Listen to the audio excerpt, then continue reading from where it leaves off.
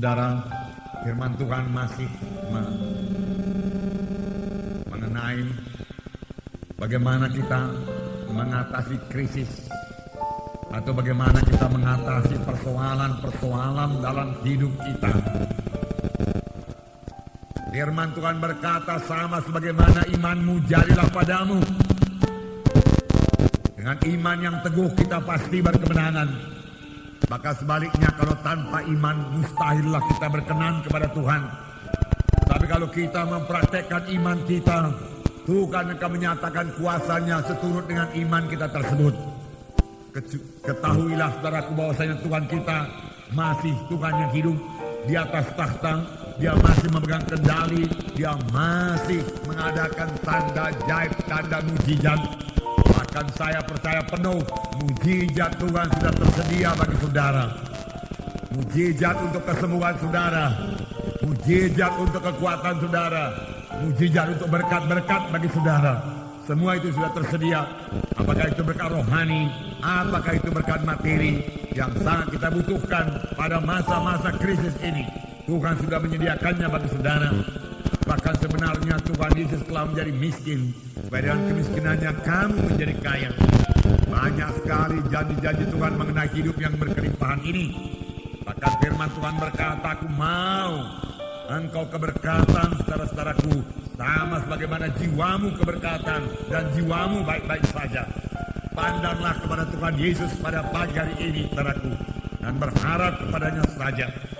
Maka saudara akan keluar dengan kemenangan, melintasi masa krisis ini, saudaraku. Kita melihat satu bangsa pilihan Tuhan.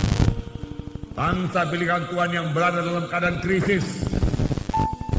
Apa yang jadi kepada bangsa pilihan Tuhan ini bangsa Israel. Bagaimana mereka keluar daripada krisis mereka? Apa sebabnya mereka ditimpa krisis tersebut? Bagaimanakah caranya mereka keluar daripada krisis itu? Bagaimana caranya mengalami mujizat Tuhan? Hakim-Hakim pasal 6 ayat 1 sampai 6. Baiklah kita baca bersama-sama. Hakim-Hakim pasal 6 ayat 1 sampai 6. Kita baca bersama-sama. Dapat saudara? Mari kita baca. Tetapi orang Israel melakukan apa yang jahat di mata Tuhan.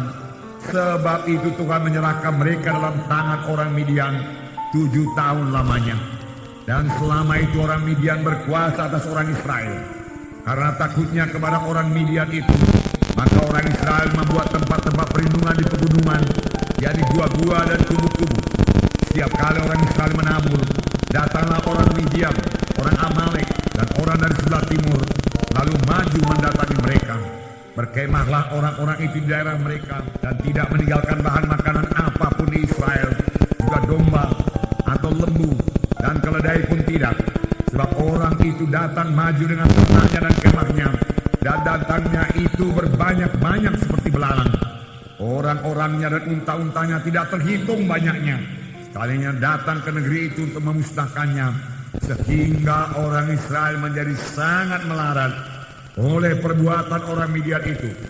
Lalu berserulah orang Israel kepada Tuhan.